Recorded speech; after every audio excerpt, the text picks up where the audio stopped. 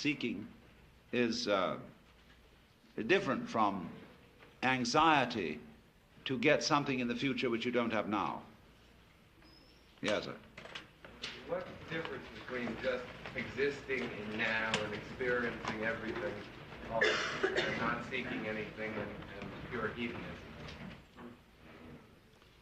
Well, pure hedonism is a quest for pleasure. The hedonist, in that sense of the word, would not live in the eternal now if he found it not altogether enjoyable. He would then read romances of the past or fantasies of the future to get away from now, because what he's looking for is pleasure. But when we look for pleasure, you see, we split ourselves. We divide ourselves from pleasure in seeking it. And in trying to get away from pain, we divide ourselves from pain, not realizing that that's what creates pain, is the division of experience, so that the wholeness of experience is broken and we are disintegrated. Yes, sir. Before you made the distinction between nothingness and something, that nothingness really was a category. Isn't that just an intellectual fallacy? There's no such thing as any categories if you're really living on an experience level. That's true. Categories do not really exist in nature. Categories are like taking a network printed on cellophane and putting it over a picture of a forest, and then numbering the trees according to what squares they're in on the cellophane. That's categorization. If you believe that, then that category of nothingness really is empty, because there's no such thing as that category out there. Oh, I said it was thoroughly empty. Would you? But wait a minute, it isn't. It is a category in the sense that something is its limit. So it has an edge. And that's what you see in the Yangian diagram. Would you comment on China and the recent developments? No. I don't want to comment on China at the moment. Would you repeat that about pain, what you just said? Yes. What I was trying to say about pain is this. We are in a split relationship with the contents of our experience. The knower and the known. Then there is the knower is opposed with a known called pleasure and tries to identify with it. The knower is confronted with a known called pain and tries to be disentangled from it. But it is this very split. It is trying to get away from pain that makes pain painful. It's as if you got caught in some brambles and you pulled away from them and they just dug more deeply into your skin. You would have to go the other direction to let the brambles out. You'd have to go into the bush. Yeah. Yeah. So, I mean, that's only a metaphor. But the point is that as we keep up this distinction of the knower from the known, we're always running away and wanting to change experience. And there's a fundamental, therefore, escape. In every project to transform consciousness, there is an escape from what is. And when you realize you cannot get away from what is, not should you, not might you, but you can't, then at that point when you realize you can't get away from what is, there's nothing left to you but to watch it. And then for the first time you're taking a good look at your real self. Because your real self is a happening. The Chinese call it zhiran, nature, what is so of itself. And that's you. And you is this happening. And it's everything that you're aware of is your happening, and a good deal more besides. You're not aware of all of yourself. Like you don't have an immediate vision of the contents of your stomach. You haven't got eyes down there. Yes, sir. Now, what is your criterion for heaven now or hell now? Are you juxtaposing with beauty as opposed to ugliness? Yes. At least, you see, I know when I'm confronted with the beautiful, or when I pass into the beautiful, as I know when I pass into the ugly.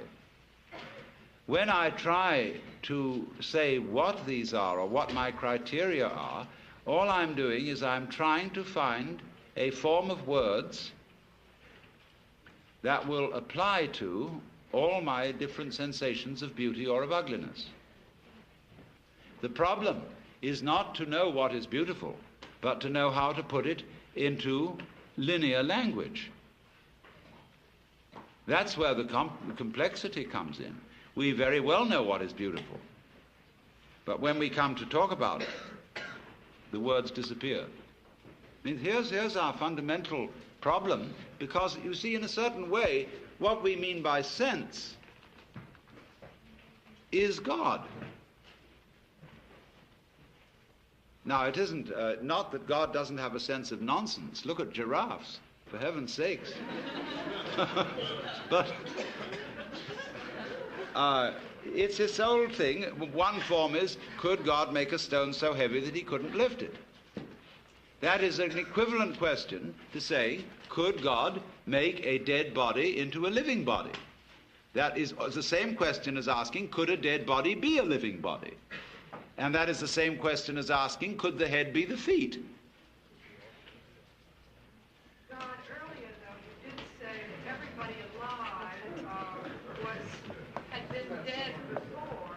Yes, that's a different matter. I'd like to enlarge on that a little bit, so I can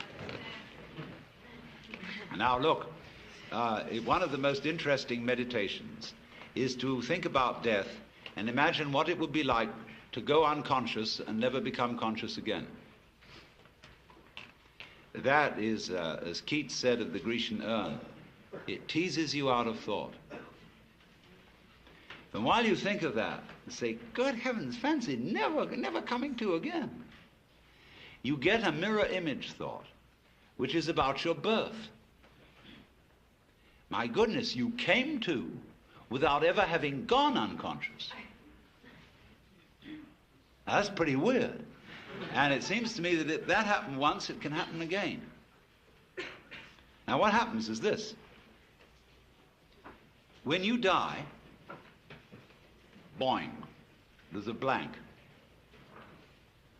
And the next thing you know is, wah, just as you did it before.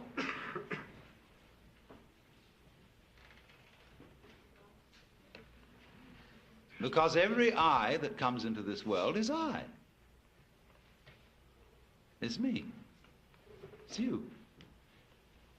On this level, it is diversified. But yet I is always central. Everyone feels he's the center of the universe. And on the surface of a sphere, any point may be the center of the surface. So, here it is. Every time it happens, it's me. So I should worry about reincarnation. Yes. According to the Sufi doctrine, if you reach the third level, you're supposed to have the choice. You don't have to be reincarnated. Do you feel that? Is that so, God? All wise action is never the result of choice. Say again. Wise action is never the result of choice. Implies logic. Huh? Does choice imply logic? Choice implies ignorance, indecision. When you know what to do, you don't choose, you do it. Is logic ignorance? About love. What? What question could we ask you about love? What question could you ask about love? What is love? Love is not a what. Love is the energy of the world. And nobody can say what that is. If anybody were to say what God is or what the energy of the world is, he would be talking nonsense. Now, there are times when it is important to talk nonsense, because we can discover the energy of the universe through nonsense. When you say, you take a sound that really doesn't mean anything much, like